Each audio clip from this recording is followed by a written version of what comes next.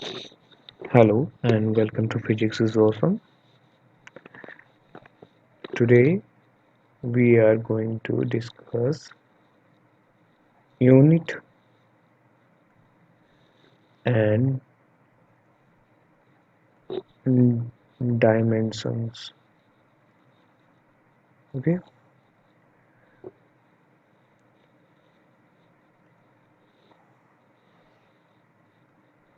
so ये जो हमारा चैप्टर है ये UP TGT UP PGT science and physics, ठीक है। TGT science and PGT physics और एकलव्य स्कूल का जो वैकेंसी है उसका ये पीजीटी फिजिक्स के लिए इम्पोर्टेंट है।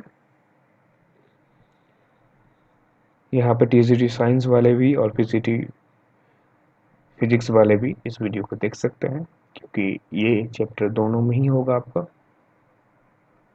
तो चलिए चैप्टर का स्टार्ट किया जाए।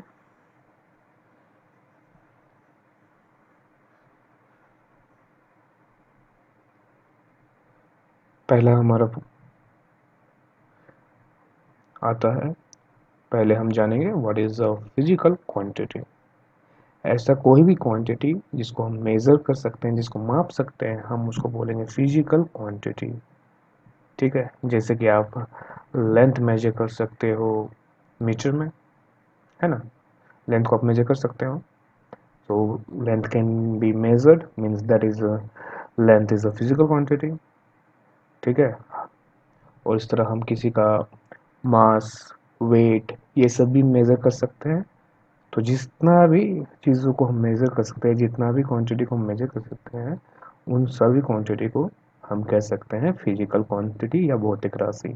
सो this are the physical quantities. अब जैसे कि अगर हम बोले इमोशन में, जैसे आपको गुस्सा कितना आ रहा है तो हम उसको मेजर नहीं कर सकते हैं। आपको खुशी कितना हो रहा है, आप दुखी कितना है, तो ये सब क्वांटिटी जैसे हैं, इनको हम माप नहीं सकते। So this are non physical quantities, ठीक है। तो इन्हें माप भी हम नहीं सकते हैं। अब सेकंड क्वेश्चन हमारे पास ये आता है, मापना क्या होता है, व्हाट इज मेजरमेंट। ठीक है, यहाँ पे देखिए व्हाट इज मेजरमेंट। सो आप देखते होंगे कभी दुकानदार के पास जाते हैं तो आपको अगर चीनी लेना है तो मान लीजिए वहाँ पे यहाँ कुछ चीनी, वो चीनी यहाँ रख देता है एक तरफ, और एक तरफ कुछ वेट का वेट बार वो रख देता है, जो बटखरा आता है वो रख देता है। तो इस प्रोसेस को हम लोग मेजरमेंट कहते हैं। लेकिन आखिर यहाँ हो क्या रहा है, देखिए आखिर ये दोनों एक फिजिकल क्वांटिटीज है। देखिए इसका क्या हमको नापना है, कौन सा क्वांटिटी, मास। और जिससे भी हम कंपेयर कर रहे हैं वो क्या है, मास।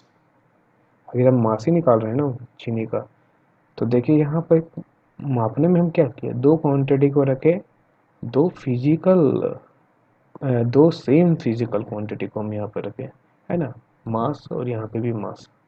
तो मेजरमेंट निकालने के लिए हमको दो फिजिकल क्वांटिटी रखना होता है, दो या दो से ज़्यादा जो भी है, लेकिन वो सेम होना चाहिए तभी निकलेगा हमारा मेजरमेंट। मेजरमेंट में हमको क्या मिलता है, सिर्फ फिजिकल क्वांटिटी का मैग्नीट्यूड। फॉर एग्जांपल हमको चीनी लेना था, हम यहाँ रखे चीनी, हमको पता चले कि चीनी का मास कितना निकला, 3 kg। तो ये कब हुआ, मेजरमेंट हम मापे तो हमको पता चला यहाँ पे हमको 3 kg निकला। सो जो हमारा 3 kg है दैट इज अ मैग्नीट्यूड, ठीक है। अब देखिए यहाँ जो केजी आया ये हमारा यूनिट है। हम जब मास को मापते हैं तो हमारा यूनिट केजी होता है। तो सेकंड बात हमारा इसी से यहाँ पे आइए कि फिजिकल क्वांटिटी होता है, एक हमारा उसमें रहेगा मैग्नीट्यूड और एक हमारा रहेगा यूनिट। जैसे कि हमने चीनी को नापा था, चीनी को नापा था तो कितना था, चीनी हमारा 3 kg। So here the mass of sugar is 3 kg and this 3 represent the magnitude. ये तीन हम क्या रिप्रेजेंट कर रहा है? मैग्नीट्यूड। और ये जो हमारे केजी है, ये क्या रिप्रेजेंट कर रहा है? ये यूनिट। तो देखिए यहाँ पर हमारा जो फिजिकल क्वांटिटी था, ये था हमारा मास था ना, चीनी का, जो हम माप रहे थे चीनी का मास ही ना, द्रव्यमान नाप रहे थे। और यहाँ पे जो हमारा मैग्नीट्यूड था ये 3 था, और हमारा यूनिट क्या था? ये केजी था। ठीक है, इस तरह हम कह सकते हैं कि जो फिजिकल क्वांटिटी है उसमें दो चीज़ रहता है, एक यूनिट और एक हमारा मैग्नीट्यूड। देखिए यहाँ पे ये फॉर्मूला हुआ, ये क्यू जो यहाँ पे रिप्रेजेंट कर रहा है वो फिजिकल क्वांटिटी, और जो एन रिप्रेजेंट कर रहा है वो मैग्नीट्यूड, और यू इज द यूनिट। ठीक है, अब देखिए फिजिकल क्वांटिटी में क्या होता है, किसको बोलते हैं, ये सब तो हम लोग पढ़ लिए। अब जानना होगा कि फिजिकल क्वांटिटी कितने प्रकार की होती है। देखिए फिजिकल क्वांटिटी कितने प्रकार की होती है, देखिए क्यों, हमने बहुत सारे फिजिकल क्वांटिटी को देखा। जैसे कि मान लीजिए आपको फिर कहीं जाना है, चीनी लाना है या चावल लाना है, जो भी लाना है, तो आप वहाँ पे जाओगे दुकान में और क्या बोलोगे? How much. ठीक है, वो दुकानदार आपको पूछेगा कितना लेना है, तो आपका आंसर होगा या तो 1 kg, या 2 kg, या 3 kg। ठीक है, 2 kg, 3 kg, या फिर आपका 4 kg। ठीक है, अगर मैं आपको कहूँ कि आप जाओ यहाँ से 3 किलोमीटर बाद, रमेश का एक दुकान होगा जिससे आप भली भांति परिचित नहीं हैं। ठीक है, रमेश का दुकान है 3 किलोमीटर के बाद, तो आप क्या जा पाओगे? मान लीजिए आप ऐसी जगह में रहते हैं जहां आपका घर है, और 3 किलोमीटर के कहीं भी दायरा में कोई नहीं, खाली जगह है, आप यहाँ बीच में है, और आपको कहा जाए कि 3 किलोमीटर दूरी, आपके घर से दूरी के बाद रमेश का दुकान आता है, तो क्या आप जा पाओगे? तो नहीं, आप नहीं जा पाओगे। आपका क्वेश्चन होगा कि हाउ मच मैग्नीट्यूड, तो आपको मिल चुका है, लेकिन आपको एक डायरेक्शन की भी आवश्यकता होगा।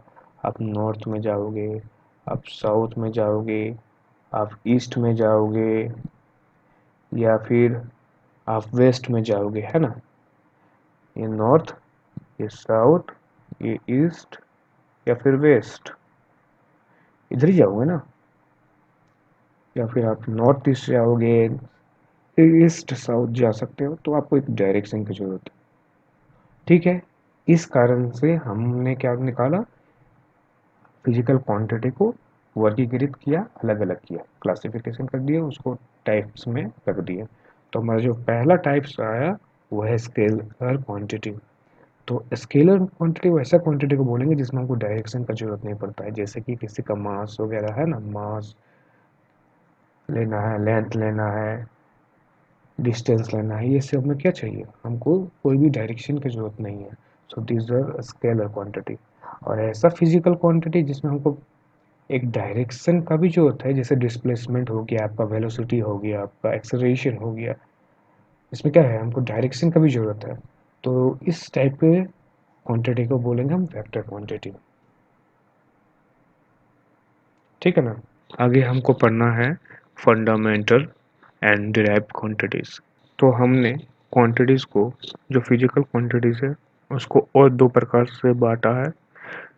ये फंडामेंटल और डिराइव की कैटेगरी में हमने रखा है। तो बहुत सारी फिजिकल क्वांटिटी है, लेकिन बहुत ही कम फिजिकल क्वांटिटी इंडिपेंडेंट है। चलिए हम इसको देखते हैं। जैसे हम माने यहाँ पे, चलिए यहाँ देखते हैं डिस्टेंस। ठीक है, डिस्टेंस हो, लेंथ हो, और यहाँ पे हम एक देखते हैं, चलिए वेलोसिटी,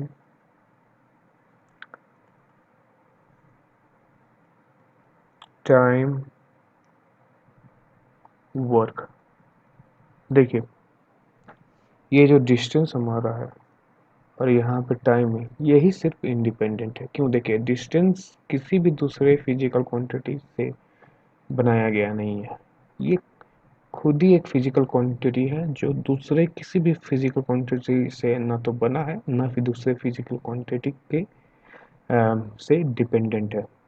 जैसे यहाँ वेलोसिटी का बात किया जाए तो इसमें दो फिजिकल क्वांटिटी से वेलोसिटी बना है। एक हमारा हो गया डिस्प्लेसमेंट, ठीक है, बाय टाइम, ठीक है ना, ये डिस्प्लेसमेंट और टाइम से। तो ये वेलोसिटी खुद टाइम पर डिपेंड है और डिस्प्लेसमेंट पर भी डिपेंड है, तो ये इंडिपेंडेंट नहीं है। तो ये एक फंडामेंटल यूनिट नहीं हुआ, ये डिराइव यूनिट हुआ, ठीक है, क्योंकि ये दो यूनिट के डेरिवेशन से बना है। ये दूसरे फिजिकल क्वांटिटी से डिराइव किया गया है। तो ये हमारा वेलोसिटी क्या हो गया, हमारा वेलोसिटी हो गया फंडामेंटल यूनिट नहीं हुआ। वेलोसिटी हमारा फंडामेंटल यूनिट नहीं हुआ। डिस्टेंस हमारा बिल्कुल ये फंडामेंटल यूनिट है। टाइम, टाइम किसी से बना है, किसी और फिजिकल क्वांटिटी से नहीं। तो ये भी हमारा क्या हुआ, फंडामेंटल यूनिट। वर्क, वर्क देखिए वर्क बना है फोर्स और डिस्टेंस से, ठीक है। तो यहाँ पे हमारा डिस्टेंस है, ये देखिए यहाँ पर दो क्वांटिटी है, लेकिन ये दो ही क्वांटिटी से नहीं बना है। हमको पता है फोर्स को जब हम डिराइव करेंगे आगे और बढ़ाएंगे तो फोर्स, अगर डी को डिस्टेंस माना जाए, फिर से डिस्प्लेसमेंट या डिस्टेंस माना जाए, तो यहाँ पे सॉरी यहाँ पे गलती लिख दिया मैंने।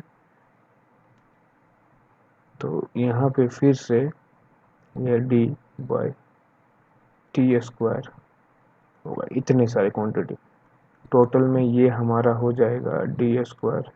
डी यहाँ डिस्टेंस को माने हैं, कैसे देखिए, फोर्स इक्वल टू होगा मास इंटू एक्सेलरेशन, है ना, और एक्सेलरेशन होगा क्या हमारा, हमारा होगा v by T, velocity by time. और इसको वेलोसिटी को भी हमको पता है क्या है, वेलोसिटी हमारा होता है डिस्टेंस बाय टाइम, है ना। तो यहाँ से ये हो जाएगा ये टोटल।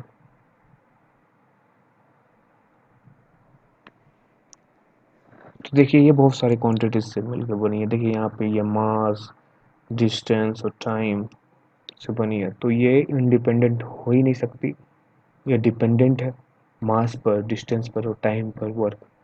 सो ये क्या हो गया हमारा, ये हमारा डिराइव यूनिट। आशा करता हूँ आपको समझ में आया डिराइव यूनिट। नहीं भी आया तो फिर एक बार इसको देखा जाए, ठीक है ना। नहीं देखना है तो आपको वीडियो को थोड़ा सा और आगे कर लीजिएगा।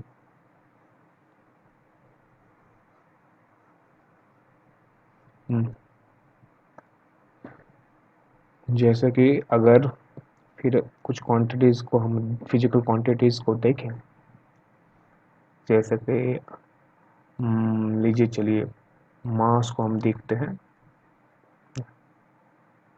मास को देखें, फिर हम देखते हैं, चलिए किसको देखा जाए, फिर टाइम को ही देखते हैं, डिस्प्लेसमेंट,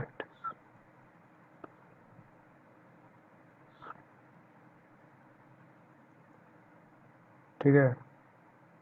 और यहाँ पर हम देखते हैं, चलिए यहाँ पर देखते हैं हम मोमेंटम,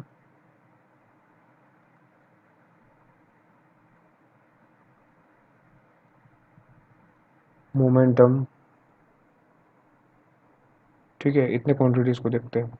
देखिए मास क्या है, मास हमारा इंडिपेंडेंट यूनिट है, ये किसी और दूसरे चीज़ से डिराइव नहीं है। मास एम खुद ही एक क्वांटिटी है, फंडामेंटल क्वांटिटी। टाइम, टाइम भी दूसरे किसी क्वांटिटी से नहीं बना है, ठीक है ना, टाइम भी किसी दूसरे क्वांटिटी से नहीं बना है। टी से रिप्रेजेंट करते हैं डिस्प्लेसमेंट, ये एक लेंथ ही है, और लेंथ भी किसी चीज़ से नहीं बना है, कुछ दूसरे फिजिकल क्वांटिटी से नहीं। ठीक है, ये भी सेम है।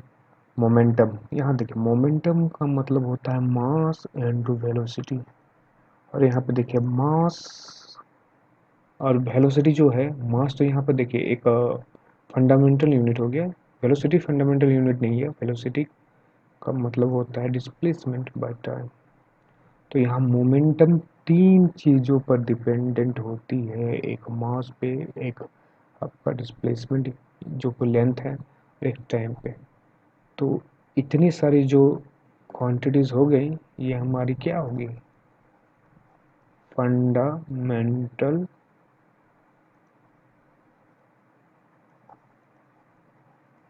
क्वांटिटीज़। ठीक है, इतने, और ये जो हमारा मोमेंटम है, ये हमारा डिराइव क्वांटिटी हुआ। क्यों? जो जो फिजिकल क्वांटिटी दूसरे फिजिकल क्वांटिटी से ना तो बनी है, ना उस पर डिपेंड है, ठीक है, वो बाकी सबसे इंडिपेंडेंट है। ठीक है, उसको हम बोलेंगे फंडामेंटल क्वांटिटीज। ऐसा क्वांटिटीज, ऐसा फिजिकल क्वांटिटी जो दूसरे पर निर्भर हो, डिपेंडेंट हो, ठीक है, या किसी का फंक्शन भी है, इसका मतलब ही डिपेंडेंट होता है ना, किसी का फंक्शन हो, डिपेंडेंट हो, ठीक है, दूसरे क्वांटिटी से मिलके बना है, तो वैसे क्वांटिटीज़ को हम बोलेंगे ड्राइव्ड क्वांटिटीज़। ठीक है, ड्राइव्ड क्वांटिटीज़, बस इसमें यही अंतर है। चलिए फिर आगे देखा जाए। अब हमारा स्टार्ट होगा, यहाँ से स्टार्ट।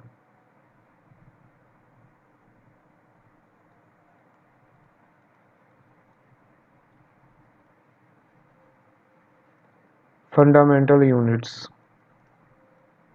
अब देखिए फंडामेंटल यूनिट्स क्या होता है। हम जानते हैं कि फिजिकल क्वांटिटीज बहुत सारे होते हैं। ठीक है, फिजिकल क्वांटिटी, मास हो गया, फोर्स हो गया, वर्क हो गया, बहुत सारे होते हैं, लेकिन हमारे पास जो यूनिट्स है वो लिमिटेड है और बहुत कम है। तो ये सात ही हमारे पास, इतने देखिए यहाँ पे, ये सात जो एक length, mass, time, electric current, temperature, amount of substance, luminous intensity का जो यूनिट है मीटर, जो यहाँ पे मीटर है, किलोग्राम है, सेकंड है, एम्पियर है, केल्विन है, मोल है, कैनला है। ठीक है, इतने जो है हमारे पास, ये जितने भी हैं, ये किसी दूसरे यूनिट से नहीं बने हैं। ठीक है, तो इस प्रकार के यूनिट्स को हम बोलते हैं फंडामेंटल यूनिट्स। ठीक है, अब सेकंड आता है हमारा derived unit. Second derived unit आता है, इसको हम कैसे समझेंगे। अब देखिए, डिराइव्ड यूनिट फंडामेंटल यूनिट के ही कॉम्बिनेशन से बना है। जैसे फंडामेंटल यूनिट्स क्या हो गया आपका, metre, KG, kilogram, second, ampere, mole, यही सब है। अब देखिए डिराइव यूनिट में जैसे हमको वेलोसिटी, वेलोसिटी अब वेलोसिटी का हमारा यूनिट क्या होगा, हमको पता है फंडामेंटल यूनिट साथ ही है, तो हमको पता है वेलोसिटी क्या होता है। तो वेलोसिटी इज डिस्प्लेसमेंट, ठीक है, डिस्प्लेसमेंट बाय टाइम। तो डिस्प्लेसमेंट और time, displacement is nothing but a length. तो लेंथ का हमेशा क्या होता है, यूनिट मीटर, एंड टाइम का होता है हमारा सेकेंड। देखिए यहाँ पे क्या है, ये भी फंडामेंटल यूनिट है और ये भी फंडामेंटल यूनिट है, और इसी के कॉम्बिनेशन को हम लोग क्या बोलेंगे, डिराइव यूनिट। मतलब जो हम फंडामेंटल यूनिट से ही डिराइव करते हैं, उसको हम डिराइव यूनिट कहते हैं। और यहाँ फंडामेंटल यूनिट के में जो सेवन है हमारे पास है, यहाँ पर metre, kilogram, second, ampere, kelvin, mole, candela, और दो सप्लीमेंट्री यूनिट भी होती है जो हम यहाँ नीचे देखेंगे। ये हमारा रेडियंट होता है हमारा, और इसका रेडियंट होता है सॉलिड एंगल के लिए होता है, और ये प्लेन एंगल के लिए होता है। बस यही था हमारा। इसके बाद आप प्रीफिक्स सिंबल्स देख सकते हैं। इसको मैं पीडीएफ आपको प्रोवाइड कर दूंगा, आप इसको अच्छे से पढ़ सकते हैं। ये कोई खास ऐसा कोई चीज़ नहीं जिसको मैं बताऊं। अब what is the dimensional formula? So here is the definition of dimension formula. ठीक है, अब डेफिनेशन पढ़ सकते हैं। Dimensional formula of a physical quantity is the formula which tells us how and which of the fundamental units have been used for measurement of the that quantity। तो इसमें हमको बता क्या रहा है, जैसे कि इसको हम एग्जांपल से समझेंगे। चलिए, जैसे कि एक फिजिकल क्वांटिटी क्या लेते हैं, फोर्स को लेते हैं, इसका सिंबल एफ होता है, हमको पता है। और इसको कैसे मेजर करते हैं, पता है, मास इनटू एक्सेलरेशन होता है। ठीक है, और मेजरमेंट तो हम इसको न्यूटन में करते हैं, ये हमको पता है, आप लोगों को भी। तो निकालते कैसे हैं, मास और एक्सेलरेशन।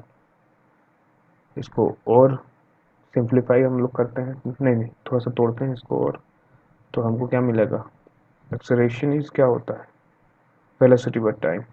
और वेलोसिटी हमको पता है क्या होता है, वेलोसिटी होता है हमारा, अगर डी को डिस्टेंस बोलते हैं या डिस्प्लेसमेंट बोलते हैं तो डी बाई टी। सो यहाँ पे डी बाई टी यहाँ पे हम अगर पुट कर देते हैं तो हमको मिलेगा क्या, एम, अरे यहाँ पे हो गया डी और नीचे टी स्क्वायर। ठीक है,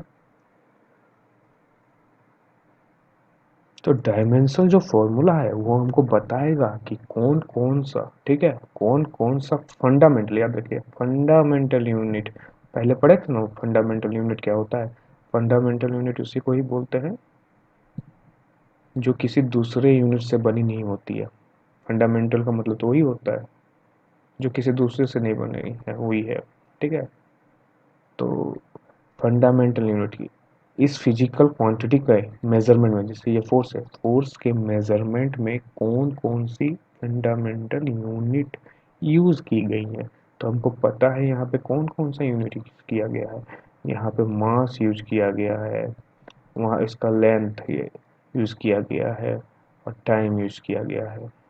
तो ठीक है, डायमेंशनल फॉर्मूला में हम मास को m से रिप्रेजेंट करते हैं, लेंथ को या डिस्टेंस को l से रिप्रेजेंट करते हैं, और टाइम को हम t से रिप्रेजेंट करते हैं। तो यहाँ पे देखिए m है, यहाँ पे भी m है, तो एक बार m का यूज़ किया गया है, लेंथ का भी और टाइम का नीचे इसीलिए -2। तो ये हमारा फोर्स का, ठीक है, फोर्स का क्या हो गया, m l, ठीक है, पावर -2, ये फोर्स का। फिर से एक बार, फिजिकल डायमेंशन फॉर्मूला हमको बताता है कि फिजिकल क्वांटिटी, ठीक है, जो फिजिकल क्वांटिटी है उसको मेजर करने में हमको कौन कौन सा, ठीक है, फंडामेंटल यूनिट का यूज किया गया है। That's it. और उसके बाद अब जैसे हमको पता था फंडामेंटल, ये हमको क्या बताता है, फंडामेंटल यूनिट। तो देखिए डायमेंशन में भी हमारा क्या होगा, डायमेंशनल फॉर्मूला में भी कुछ डायमेंशनल बस यहीं तक रुको।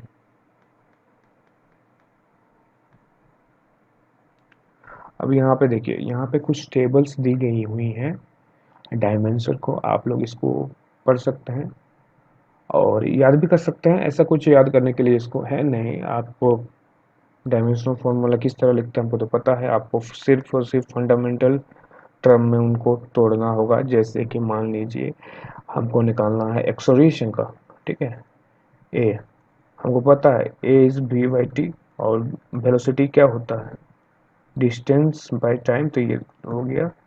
तो क्या होगा, डिस्टेंस मतलब लेंथ, ठीक है ना, एल, और टाइम ये हो गया।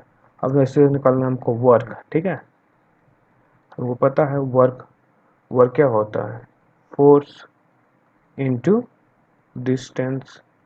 ठीक है, फोर्स को भी तोड़ के आप बना सकते हैं, और जो कि हम यहाँ पर निकाला जा चुका है, तो इसको डायरेक्ट हम लिख सकते हैं यहाँ पे एम एल, और डिस्टेंस का लेंथ का फिर एक एल, तो ये एल एल मल्टीप्लाई हो जाएगा। ठीक है, तो हमारा यहाँ पे ये हुआ। इसके बाद देखिए हमारे पास कुछ टेबल्स हैं,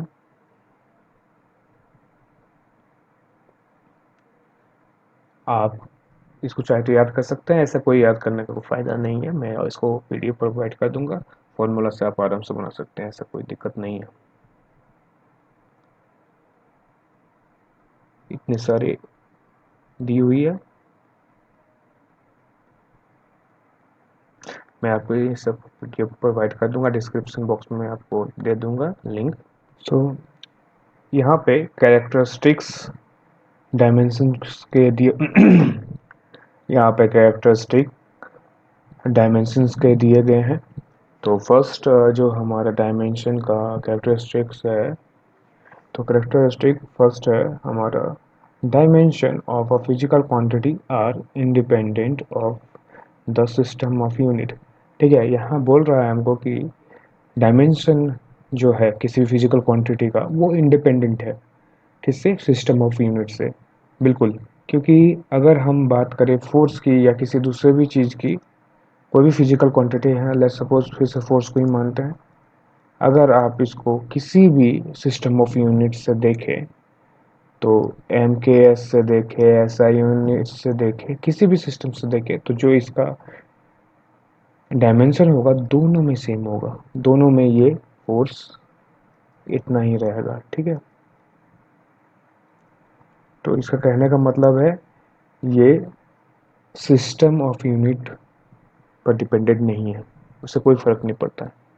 ठीक है, सेकंड हमारा बोल रहा है quantity having similar dimension can be added या सब्सट्रैक्टेड। ये तो बहुत ईजी है, बोल रहा है सेम डायमेंशन रहेगा तो आप ऐड कर सकते हैं या फिर सब्ट्रैक्ट भी कर सकते हैं।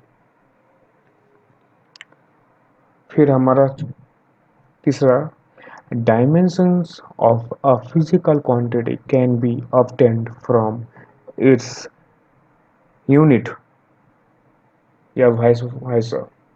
तो यहाँ बोल रहा है डायमेंशन है जो भी फिजिकल क्वांटिटी का, ये यूनिट से हमको ऑब्टेन किया जाता है, यूनिट से मिल सकता है, या यूनिट से हमको डायमेंशन भी मिल सकता है। बिल्कुल सही है। अगर हम बात करें वेलोसिटी की, तो वेलोसिटी अगर हम देखें इसका यूनिट क्या हो गया, वेलोसिटी का यूनिट हो गया हमारा, यहाँ पे देखिए मीटर पर सेकेंड। ठीक है, तो इससे हम डायमेंशन को डिराइव कर सकते हैं, जैसे मीटर का मतलब हमारा हो गया लेंथ और टाइम आनी चाहिए।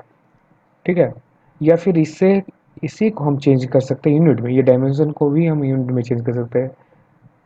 जब लेंथ का बात किया गया तो यहाँ पर हमारा मीटर होगा ही, है ना।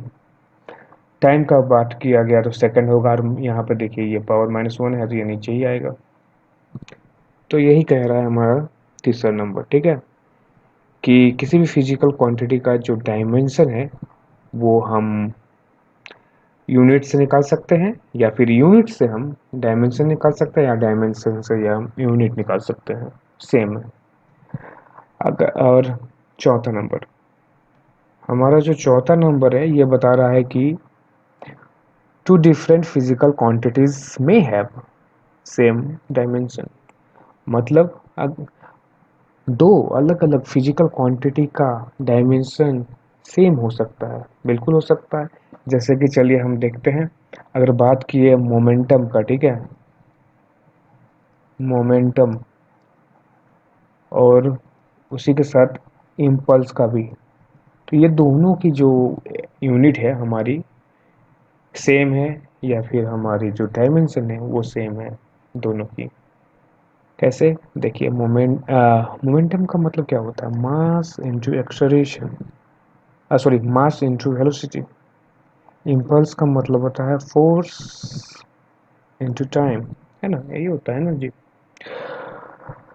हाँ, तो यहाँ मास हमारा है m, और यहाँ वेलोसिटी को हमको पता है यही होगा।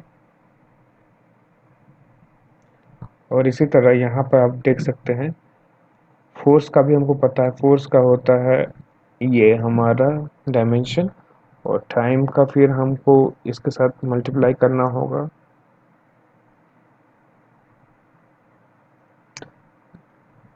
ये प्लस होगा, सॉरी यहाँ माइनस मैंने लिख दिया। तो ये देख जैसे बताया था सब्सट्रैक्ट कर सकते हैं या सेम क्वांटिटी रहे तो यहाँ टी है, पावर 2 है, यहाँ पावर 1 है, तो हमारा हो जाएगा ये।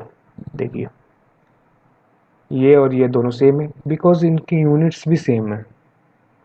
ठीक है, 1 kg मीटर पर सेकेंड। ठीक है, और इसका हो गया न्यूटन सेकेंड। न्यूटन सेकेंड और कुछ नहीं है, न्यूटन सेकेंड देखिए, न्यूटन सेकेंड ही केजी मीटर पर सेकेंड है। अब बोलोगे आप कैसे, तो देखिए यहाँ पर न्यूटन क्या होता है, न्यूटन का मतलब होता है केजी मीटर पर सेकेंड स्क्वायर, यही होता है न्यूटन का। साथ में जो यहाँ पर एस है, आप इसको मल्टीप्लाई करेंगे तो ये एक एक कट जाएगा, तो हमारा आ जाएगा केजी मीटर पर सेकेंड। तो ये मोमेंटम और इम्पल्स चाहे दो अलग अलग क्वांटिटी हो, लेकिन इनका यूनिट भी सेम है, प्लस आपका डायमेंशन भी सेम है। इसी तरह आप यदि बोलेंगे काइनेटिक एनर्जी, पोटेंशियल एनर्जी, ठीक है, टॉर्क, मोमेंट ऑफ फोर्स या फिर वर्क, ये सभी की यूनिट सेम होती है। सॉरी, सभी की यूनिट सेम नहीं होती है, सभी की ये डायमेंशन सेम होती है। यूनिट वेरी कर सकती है लेकिन डायमेंशन सभी की सेम है। चलिए हमारा जो तीसरा नंबर है, multiplication division of dimension of two physical quantity में भी सेम, दो फिजिकल क्वांटिटी से भी हो सकता है, अलग भी हो सकता है। Result in production of dimension of third quantities, तो ये भी सिंपल ही है। जैसे कि यहाँ पे बोल रहा है कि दो अलग अलग या एक जैसा ही हमारा फिजिकल क्वांटिटी हो सकता है। ठीक है, उसके मल्टीप्लिकेशन या दो अलग अलग फिजिकल क्वांटिटी या सेम भी हो सकते हैं, उससे हमको सेकंड थर्ड मिलता ही है फिजिकल क्वांटिटी। एक प्रकार से ये यही कहना चाह रहा है। इसको हम आगे देखेंगे और इस पर क्वेश्चन भी बनाएंगे और प्रिंसिपल ऑफ होमोजीनियस को आगे पढ़ेंगे। ये वीडियो बहुत ज़्यादा लंबा हो गया है, इसलिए ये सबको हम फिर नेक्स्ट वीडियो में देखेंगे। आज के लिए इतना ही। आशा करता हूँ आप लोगों को वीडियो अच्छा लगा हो, और हम प्रयास करेंगे कि पर डे अब मैं रेगुलर ही रहूँगा। ये यूपी टीजीटी, ठीक है, साइंस और पीजीटी फिजिक्स, ठीक है, टीजीटी साइंस और मैं टीजीटी साइंस और पीजीटी फिजिक्स मैं आप लोगों का करवा दूंगा। साथ ही साथ ये एकलव्य स्कूल का जो वैकेंसी है उसके भी पीजीटी सब्जेक्टिव, ठीक है, फिजिक्स साथ ही इसी से आपके भी हो जाएंगी अगर आपने पढ़ा होगा तो। Thank you.